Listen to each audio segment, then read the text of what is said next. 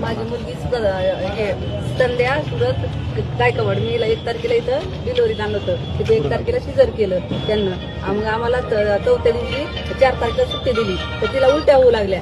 तर मी त्यांना म्हणलं उलट्या होत्या, तर त्यांना काही लक्ष दिलं नाही.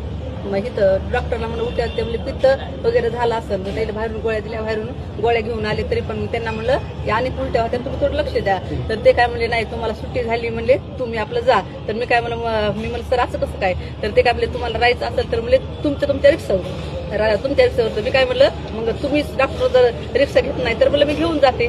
मग मी चोले मॅडम मी त्यांच्याकडे घेऊन गेले. त्यामध्ये रक्तामध्ये इन्फेक्शन झाले. इन्फेक्शन झाल्याच्यानंतर 3 दिवस कोर्स केला. मग परत मी बीडला आणलं. ते इथं आणलं नाही का ढाकते नाहीत का ते त्यांच्याकडे आणलं. तर ते काय म्हणले की तुमच्या पेशंटचे म्हणजे हे करा सिटी स्कॅन सोनोग्राफी करा. मग मी केली. मग केल्याच्या नंतर ते काय म्हणले की तुमच्या पेशंटमध्ये पू झालाय आतमध्ये जास्त. तर मग आम्ही त्यांना विचारलं. ते काय म्हणले तुम्ही काय करा म्हणले आम्हाला 5 लाख रुपये द्या आणि हिचं ऑपरेशन करतो. तर मी त्यांना म्हणलं माझ्याकडे 5 लाख रुपये नाहीत म्हणलं सर. मग ते म्हणजे तुम्हाला जिथं द्यायचं तिथे घेऊन जा. मग माझ्या मुला पुण्याला दिनानाथला घेऊन गेले पहिल्यांदा. तिथं घेतलं तर ते म्हणले आमच्या पेशंट म्हणले सिरियस आहे तिथं काय म्हणले आमच्याकडं समजा काही सुविधा नाही. मग मी वायशमला गेले. वायशमला पण म्हणले आमच्याकडे सुविधा नाही. मग मी ससनला गेले. ससनला गेल्याच्या नंतर त्याने म्हणजे लगेच ट्रीटमेंट केली. ट्रीटमेंट केल्याच्या नंतर मग तिचं लगेच 11 तारखेला त्याने ऑपरेशन केलं. मग ऑपरेशन केल्याच्या नंतर ते मॅडमना बाहेर आल्या.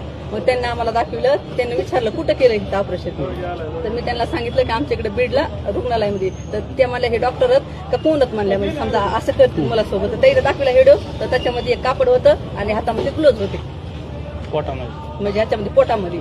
मग नंतर ते ऑपरेशन झालं. 2-3 दिवस म्हणजे बरी झाली. परत आणखीन ते जास्त इन्फेक्शन झालं. परत तिच्या आतडे आतमध्ये तुटल्याच्या नंतर परत ऑपरेशन केलं तिचं. आता ससनला माझी मुलगी ऍडमिट आहे. ज्यांच्याकडून हे झाले गुन्हा त्यांच्यावर कारवाई लगेच करावी असं. आता तुम्ही वरी CS ला भेटलात का? काय म्हणणं आलं त्यांचं? ते CS म्हणणं आहे की म्हणजे CS ला माहिती आहे 9 तारखेला. म्हणजे ते म्हणतात आम्हाला कल्पना आहे. म्हणजे ते ढाकणे त्यानं ते 3 वाजेपर्यंत मला संपर्क करीत होते. 3-4 वाजेपर्यंत. तर मी म्हणलं हे फोन का करतात म्हणलं मला म्हणजे असं वाटलं. तर ते काय म्हणजे नाही आम्ही नाही का म्हणजे पेशंटची काळजी घेण्यासाठी. तर मग ह्यांना सांगितलं. मग हे काय म्हणतात की आम्हाला 9 तारखेला माहित होतं. मग यांना माहित होतं तर मग यानं समजा एक फोन करून विचारायचं ना म्हणजे काय आहे काय नाही म्हणून. मग यांना पण माहिती CS ला पण माहिती आणि ते ढाकण्याला पण माहिती. म्हणजे याने काय केलं दाबण्याचा प्रयत्न करते ते. सदरील डॉक्टरवर कारवाई न झाल्यास पुढचा इशारा काय असणार आहे? आम्ही उपोषण करू.